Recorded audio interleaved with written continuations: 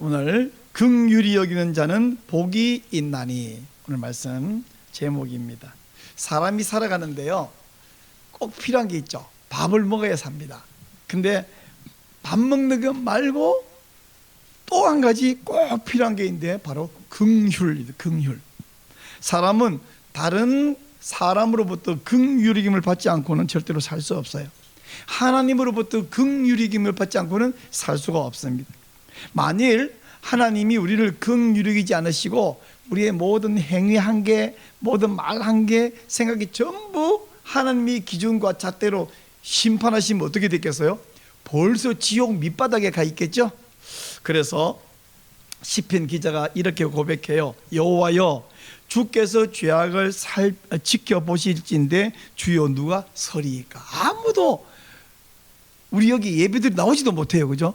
창피해서. 근데 참으로 감사하게도 우리 하나님께서는 우리에게 긍휼을 베풀으시는 하나님, 하나님은 긍휼의 하나님이셔요. 그래서 유대인의 문헌 가운데 미드라시라는 게 있어요. 이게 참고로 유대인 문헌장에 유명한 탈무드 있죠, 미드라시 있죠, 또 미시나라는 게 있어요. 뭐 그거 다 지금 알 수는 없고요. 미드라시 보면 이런 구절이 있대요. 하나님이 말씀하시기를 만약 내가 이 세상을 긍휼 하나로만 만들었다면 이 세상은 죄악으로 가득 찼을 것이다. 만약 내가 이 세상을 공의 하나로만 만들었다면 이 세상을 존재하지 못했을 것이다.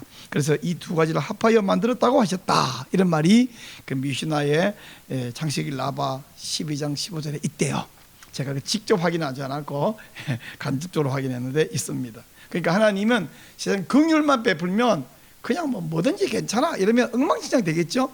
공의로 딱딱 잣대로 하면 세상 벌써 망해버렸겠죠. 하나님 두 가지를 다 베푸신다. 그래서 우리에게 무한한 긍휼과 자비와 용서를 베푸신 하나님 덕분에 우리가 지금도 안 죽고 지옥에 안 떨어지고 아직도 살아있는 거예요. 이렇게 하나님의 공의와 함께 긍휼과 자비를 베푸시는 우리 하나님 참으로 감사하잖아요. 우리 하나님 함께 한번 할렐루야 외칩시다. 할렐루야. 우리 하나님을 높이고 감사하고 찬양할 만합니다.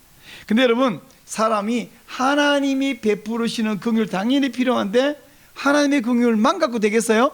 사람이 살아갈 때 옆에 있는 사람이 그게 누구든지 내 자식이나 부하든 상관이나 부모든 스승이든 장군이든 이 모든 분들의 긍휼이 함께 필요해요. 만약 내 주위에 있는 어떤 사람이든지 내게 모든 허물에 대해서 책임을 묻는다면 우리 살 수 있을까요? 못 살아요. 그죠? 왜냐하면 사람에게 나는 절대로 실수도 안 하고 허물도 없고 정확합니다. 나는 남의 긍휼이 필요 없어도 그건 로봇이지 사람은 아니거든요. 그리고 그러다면 내가 다른 사람이 베푸는 긍휼이 반드시 필요하면 나는 다른 사람이 어떻게 해야 될까요? 역시 쉽지 않지만 반드시 뭐 해야 됩니까? 긍휼을 베풀어야 돼요. 근데 문제는 이게 쉽다고요? 아니, 쉽지 않은 게 아니라 내가 생각해 거의 불가능해. 우리 예수님께서 8가지 복 있는 사람 8복을 이야기하면서 오늘 5번째에 천국 백성의 모습은 어떠냐 하면 긍휼히 여긴다, 이것을 꼽았습니다. 천국 백성의 특징이 어떻다고요? 서로서로 긍휼히 여긴다. 긍휼히 여긴다. 하나님께서 세상을 뭘로 만들었냐면 긍휼과 공의로 만들었다 그랬잖아요. 비록 그 미드라시에 나오는 말이지만 성경적으로도 맞는 이야기죠. 자, 하나님이 긍휼로 만들고 지금도 긍휼을 베푸신다면 그 긍휼의 하나님이 우리에게 뭘 원하시냐면 너희들도 내가 긍휼을 베푼 것처럼 긍휼을 베풀어라. 그래서 우리 미가 선지자가 스스로 자문자답을 이렇게 해요. 스스로 이렇게 묻습니다. 여호와께서 천천의 수량이나 만만의 강물 같은 기름을 기뻐하실까? 내 허물을 위하여 내 맏아들을 내 영혼의 죄로 말미암아 내 몸에 열매를 드릴까? 하나님 앞에, 우리 하나님 앞에 성경 옳지 않지만 지극정성을 드린답시고 이 우상숭배자들이 뭐냐면 자기 아들을 짐승 죽여갖고 신이 기뻐하겠냐? 더 귀한 걸 바쳐야지 막 자기 아들을 죽여서 신이 그럼 그 아들은 무슨 죄야?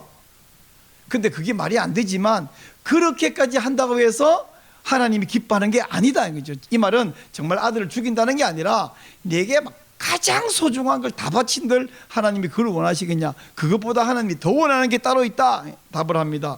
사람아, 주께서 선한 것이 무엇이니 내게 보이셨나니 여호와께서 내게 구하시는 것은 오직 정의를 행하고 인자를 사랑하며 겸손하게 내 하나님과 함께 행하는 것이 아니냐. 여기 인자를 사랑하며, 이 인자는요, 인자와 자비, 그 인자가 아니고 사람의 아들, 즉 사람이에요. 이 뜻이, 즉 사람을 사랑해라. 이제 하나님은 우리에게 뭘 사랑하라 그래요? 예수님이 두 가지 사랑하라 그랬죠.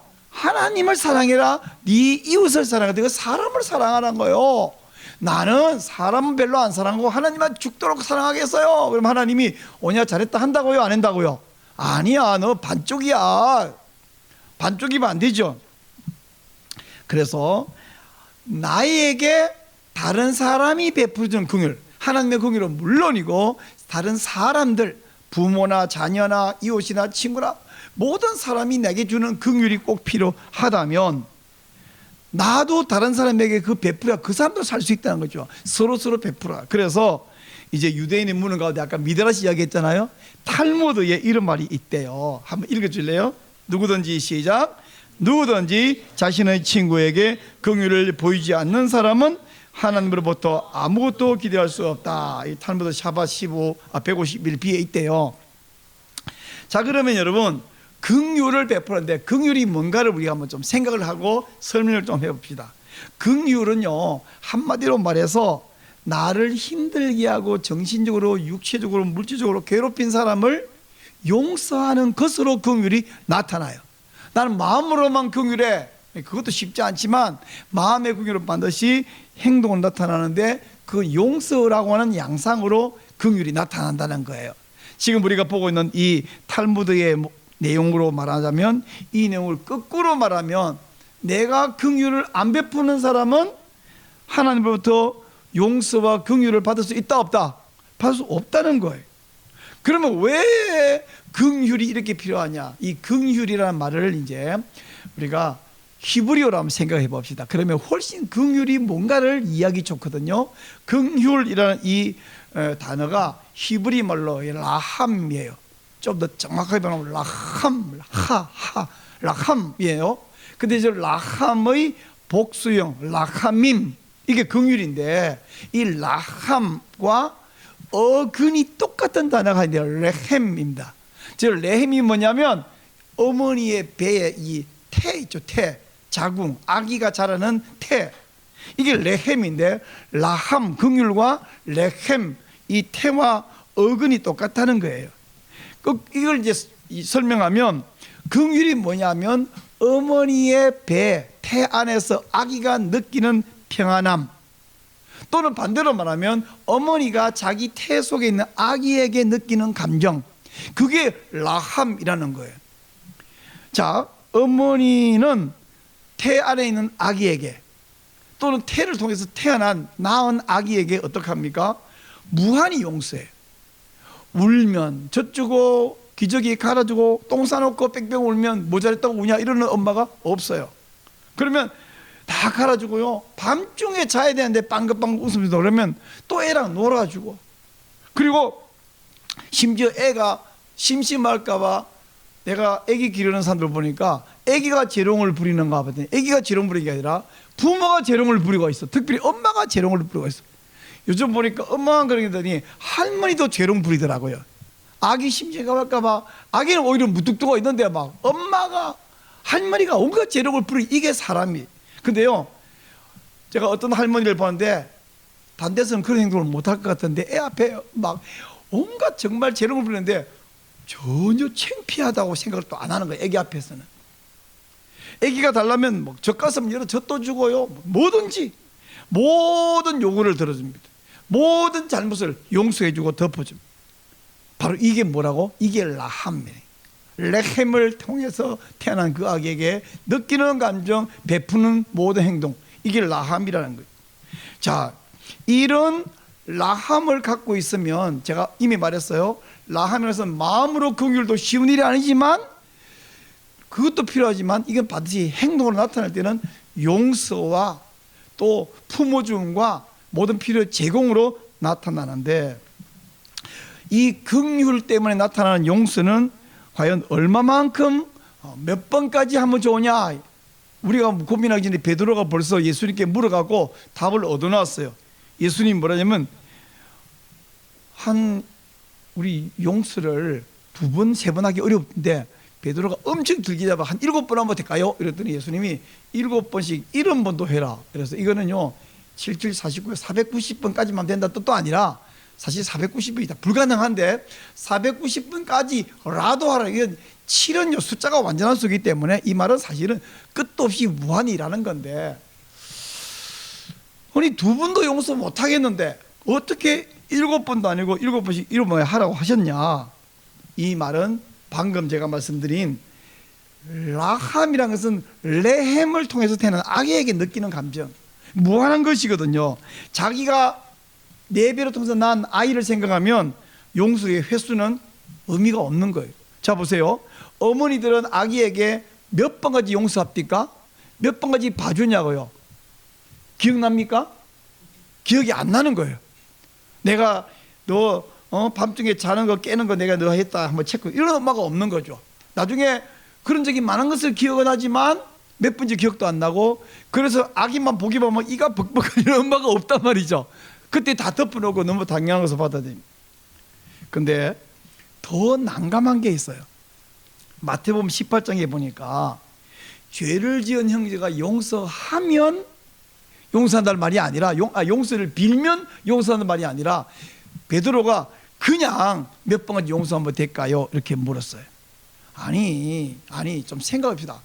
죄 지은 그놈은 나한테 용서를 빌지도 않는데 내가 문제를 지었다고 내가 왜 용서해야 되는데? 그것도 1번, 2번도 아니고 왜 7번도 아니고 그것도 없이 용서해야 되는데, 그 이유는 뭐냐면 하나님이 그러고 계시기 때문이에요. 여러분은 하나님 앞에 모든 잘못을 용서 빌었습니까? 사실은 저나 여러분이나 하나님께 무슨 잘못을 해놓고도 잘못했는지 아닌지 모르는 경우가 더 많아요. 무식해서 모르고 표준이 달라서 모르고 이게 하나님인지 노유하시는지 어쩐지 모를 때가 더 많단 말이죠. 만약 하나님께서 나를 보면서 너 이번 건은 용서 안 빌었다, 그 용서 안 해. 야 이번 건은 회개를 하는데 회개가 시원치 않아, 그러니까 용서 안 해. 그러니까 한 개만 있으면 우리는 벌써 지옥에 가고 없습니다. 우리는 죄를 지은 줄 몰라요. 근데 하나님께서 그 모든 걸 다 우리에게 용서를 하고 계시기에 지금도 살아있습니다. 아까 봤던 그 탈무드 구절이 있잖아요. 누구든지 자신의 친구에게 긍휼을 보이지 않는 사람은 하나님으로부터 아무것도 기대할 수 없다. 이 말씀 한 번 더 주목할 필요가 있습니다. 자, 이제 마태복음 18장과는 달리 누가복음 17장은 또 이렇게 말해요. 내 형제가 죄를 범하거든 경고하고 회개하거든 용서해라. 이제 회개하거든, 여기 이제 회개할 말이 있습니다. 그런데 몇 번 하라냐면 하루에 7번이라도 했어요. 마태복음에서는 7번씩 70번까지라도, 그런데 이건 하루에 아니 하루에 한 번씩 7일도 아니고 하루에 7번. 지금 장난합니까? 근데 예수님은 뭐라 그래요? 야 3번까지는 용서하고 4번째부터는 얄짤없이, 그렇게 말한 게 아니라 7번이라도 용서하라. 왜 그래야 될까요? 그런데 또 한 가지 뭐예요?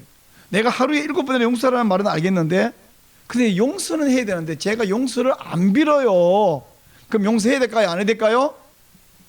용서를 안 빌어도 하나님은 내게 용서하고 있기 때문에 나도 용서를 하라는 건데, 용서 안 빌면 어떻게 용서합니까? 가만히 있으면 쫓아가서 야 너 용서 안 빌는데 용서할게 이럴까요? 그럴 수는 없으니까 어떤 지혜로운 랍비가 이렇게 말했대요. 어떤 사람이 나한테 잘못했는데 내가 용서하려고 순종하려고 하는데 제가 용서를 안 빌어서 용서 못하겠어. 그러면 어떡할까요? 했더니 계속 그 앞에, 그 사람 앞에 걸쳐가서 계속 얼쩡얼쩡 거리래. 그러면 그 사람이 저 왜 나한테 자꾸 찾아오지?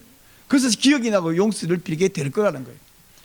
아마 요즘 우리식으로 말하면 그 사람에게 계속 전화를 걸고 안부를 묻고 계속 하라는 것과 비슷한 건데요. 그 또 물어봤어요. 그러면 랍비님 아무리 얼쩡거려도 3번 4번도 끝까지 용서 안 빌면 어떡할까요? 그랬더니 그건 그냥 하나님께 맡겨라, 이렇게 말씀을 했다는 것입니다. 결론적으로 죄를 지은 사람, 나쁜 짓 한 사람, 내 마음을 힘들게 한 사람, 내 돈을 떼먹은 사람이 용서를 빌든지 안 빌든지 니는 용서하는 것이 하나님을 섬기는 하나님 백성의 모습이다, 이 말이에요.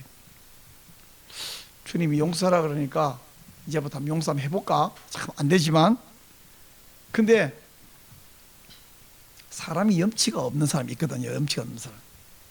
자, 내가 호미를 빌리러 갔더니 안 빌려주는 거예요. 그럼 기분이 엄청 나쁘고 속상하고 섭섭하겠죠. 근데 며칠 후 호미보다 훨씬 큰 괭이를 빌리러 왔어요. 자, 빌려줘야 된다, 안 빌려줘야 된다? 이런 괘씸한 사람이 엄청 없어요. 저리 가! 이래야 될까요? 아니면 내가 전에 호미 빌려 갔더니 안 빌려줬지? 그렇지만 나는 너 같은 놈이 아니기 때문에 내가 빌려준다. 이를 꽉 하고 인상 쓰면서 빌려주면 될까요? 그것도 아니라는 거예요. 우리 주님은 활짝 웃는 얼굴로 기쁨으로 여기 있다 빌려주라는 말씀입니다. 왜 그러냐? 우리 하나님은 죄를 덜추내는 하나님이 아니라 죄를 덮어주시는 하나님이시죠. 자, 레위기에 보면 여러분 제사가 여러 종교가 나오죠. 그 가운데 속죄제라는 것이 있어요. 레위기 3장에 이 속죄제를 사실 여러분 우리 신약 백성들은 제사 잘 모르거든요. 제가 한 가지만 알려드릴게요. 속죄제를 드리러 가면 제사장에게 속죄제를 드리러 왔습니다. 양을 끌고 가잖아요.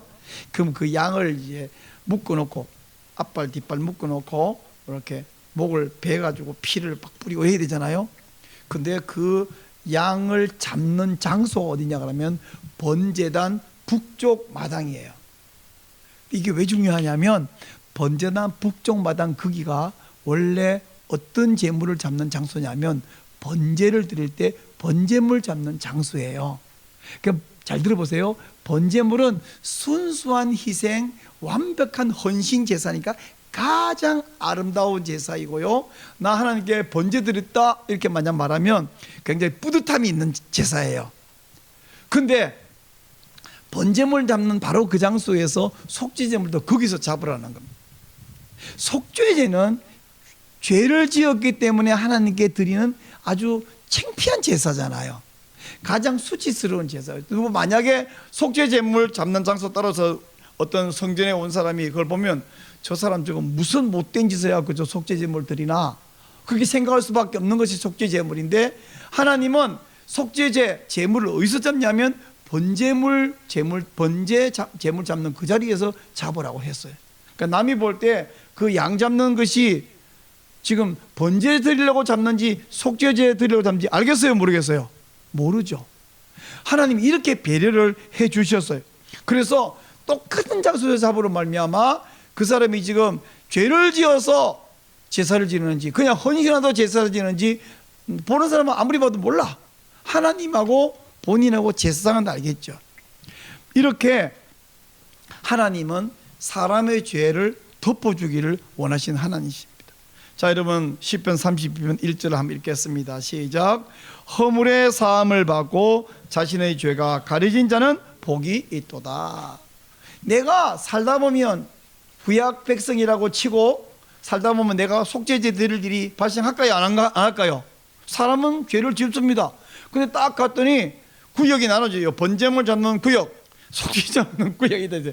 그러면서 제사장님 제사 드리러 왔어요. 왜 왔어요? 아, 이번에는 속죄제입니다. 그래? 이리 오세요. 딱 끄세요, 한쪽에.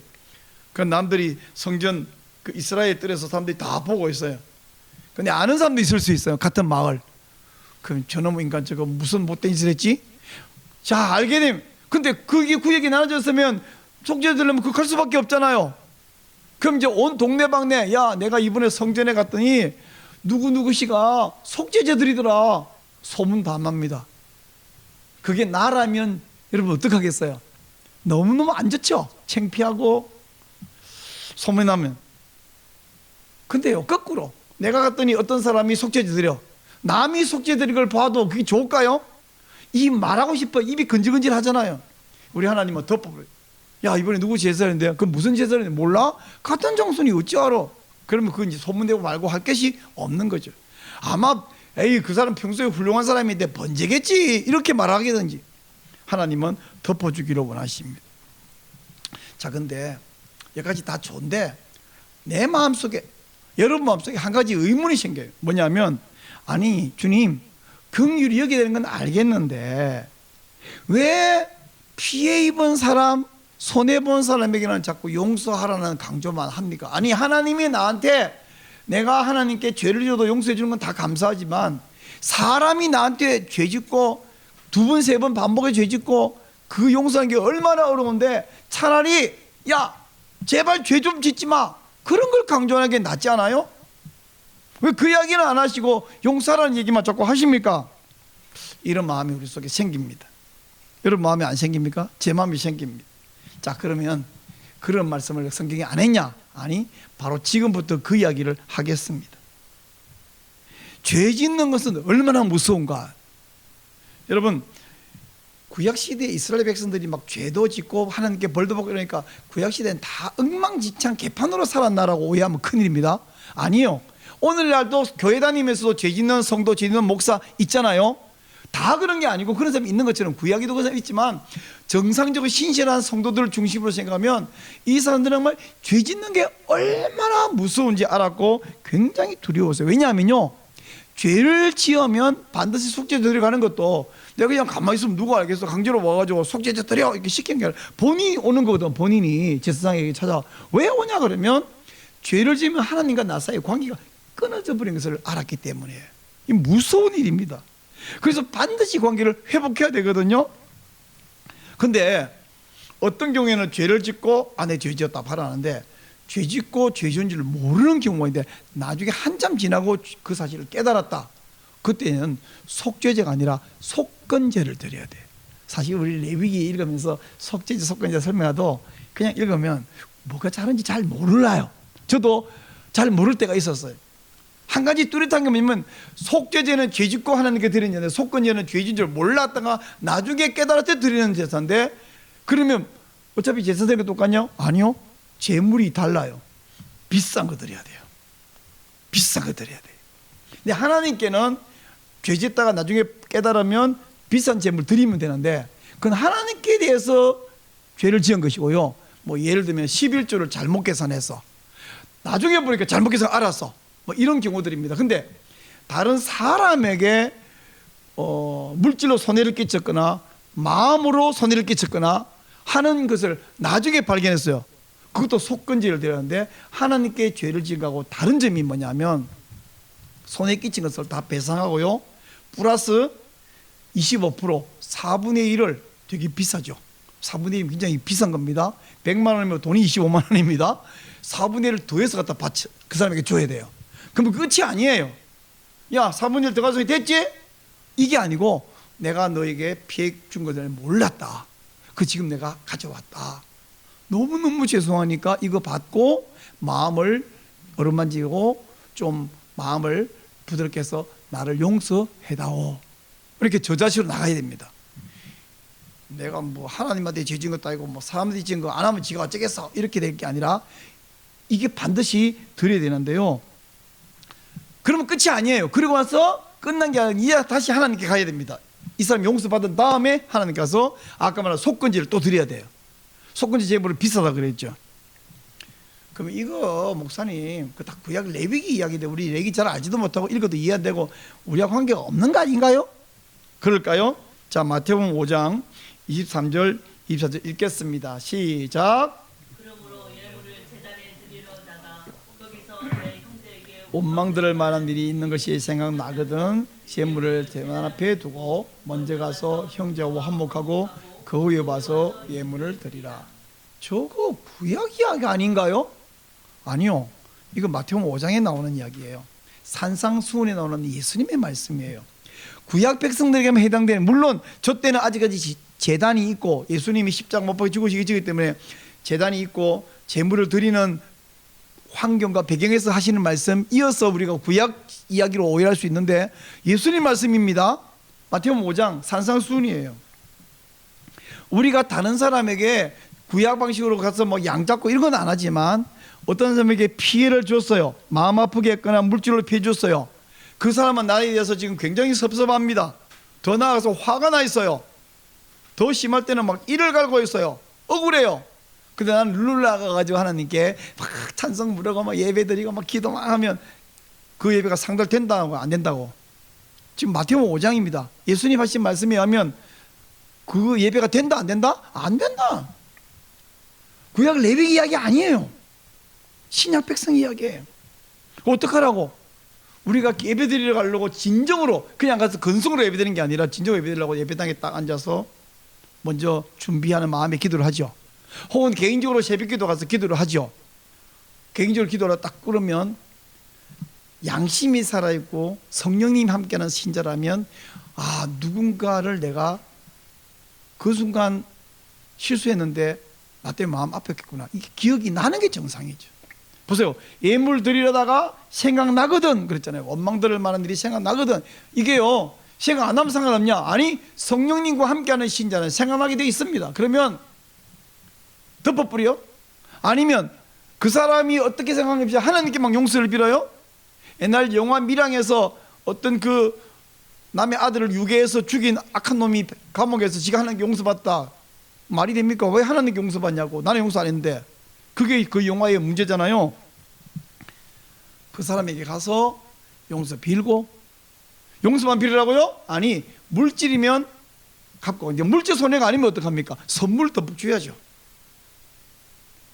거꾸로 해봐서 내가 얼마만큼 선물을 받으면 마음이 편해지겠는가 생각해봐서 그 사람 마음 편할 만큼 선물을 주고 말로 용서를 빌고, 그 사람이 이렇게 화해를 촉해줘서 고맙다, 내 마음 아팠지만 이제 내가 용서할게, 앞으로 잘 지내자 까지 하고, 그 다음에 와서 예배 드리라고 예수님께서 말씀하시는 거예요.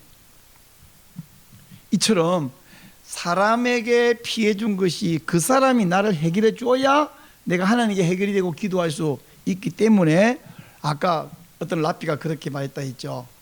그 사람이 나 용서 안 빌면 어떡하냐, 그 사람 앞에 가서 월쩡거려라. 왜 그런 말을까지 해서 용서했냐면, 이제요, 내가 피해를 준 이야기를 예수님이 하시는데, 거꾸로 내가 피해 받았는데 내가 그 사람에 대해서 지금 섭섭한 마음이 있어요, 앙심이 있어요.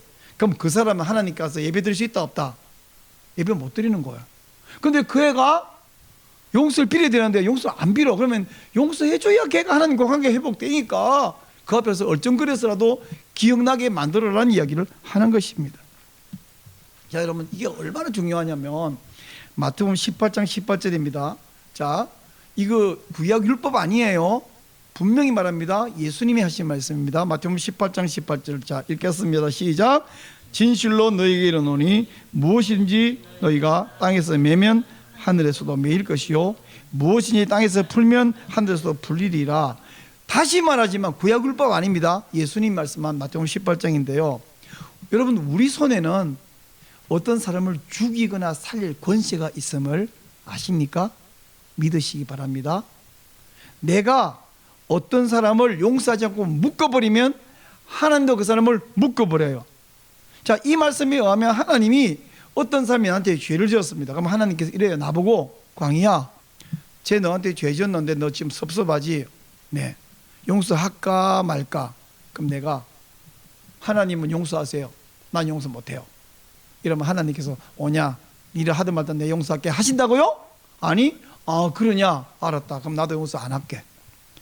자비가 많고 긍휼이 넘치는 하나님이 어떤 죄인, 하나님께 지은 죄가 아니라 나한테 지은 죄, 그 사람을 용서할지 말지를 누구 마음으로 결정하냐면 하나님 마음으로 결정하냐, 내 마음으로 결정한다고. 이 정도로 나한테 죽이고 살리는 권세가 있다는 거 아셨습니까? 왜 아까 그 랍비가 걔가 죄 지었는데 가서 굳이 그 앞에서 얼쩡거려서 기억나서 회개하게 만들어라는 그런 복잡한 이야기 했냐면, 걔가 하나님께 기도하거나 예배드리거나 하는 관계 회복되고 말고의 권세가 내 손에 달리기 때문에 그렇게까지 말씀하신 거예요.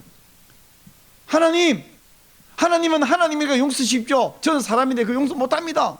그럼 하나님이 오냐, 알았다, 나도 용서 안 할게. 단 다음에 똑같은 상황이 반대로 될 경우에 넌 국물도 없어. 너도 용서 못 받을 거야. 왜? 걔도 용서 안 할 것이며 다른 사람도 용서 안 할 거니까. 우리 여러분, 1만 달란트 빚진 신하가 500데나리온 빚진 친구 용서하는 이야기 아시죠? 그걸 보더니 다른 동료들이 임금님 가서 고발했잖아요. 임금님, 쟤 보세요, 1만 달란트 탕감 받아놓고 500데나리온 빚진 친구 용서 안 했어요 하고 고발해 버렸잖아요. 내가 어떤 사람에게 용서 안 해요. 하나님 오냐, 알았다가 나도 용서 안 할게. 단 내 주위에 그걸 보고 있는 모든 사람이 하나님께 가서 제가 고발합니다. 그럼 나는 어떻게 해요? 그리고 나머지 사람들이 나한테 내가 어떤 실수나 허물이 있을 때 나를 용서할 것 같아요, 안 할 것 같아요? 쟤는 남 용서 안 하잖아. 500데나리온 너도 안 해. 이러면 나한테는, 자 보세요, 서로 죄 있을 때 허물 때 용서 안 하는 공동체, 거기 지옥이죠. 지옥입니다.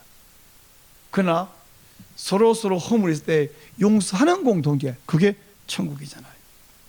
하나님께서 어떤 사람을 용서할 것인지 말 것인지에 그 결정이 내 손에 달렸기 때문에 우리에게 긍휼을 베풀어라. 마치 뭐처럼 내 태를 통해서 낳은 내 자식을 불쌍히 여기고 용서하고 긍휼히 여기고 용서하듯이 다른 사람을 긍휼을 베풀어라. 그러면 너도 긍휼히 여김을 받게 될 거야. 그게 복 있는 사람이야. 여기 복 있다는 말은 제가 처음부터 말했어요. 하나님이 함께 하신다. 하나님이 함께 하시는 것이 천국이잖아요. 그래서 오늘 이 마태복음 5장 7절 팔복의 5번째 구절을 읽는 이렇게 하죠.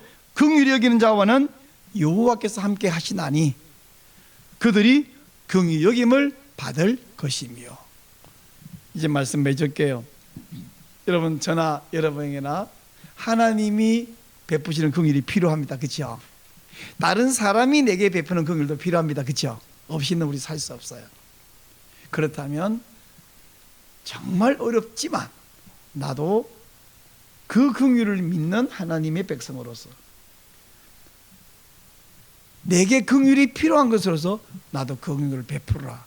그게 천국 백성이다. 그게 하나님 백성이다. 그런 자는 정말 하나님이 함께 하신다. 그런 자가 복이 있다. 우리 바로 긍휼을 베풀므로 하나님이 나와 함께 하시는 복, 긍휼을 베풀므로 하나님의 긍휼, 다른 사람의 긍휼도 받는 그런 복된 사람이 되시기를 축원합니다.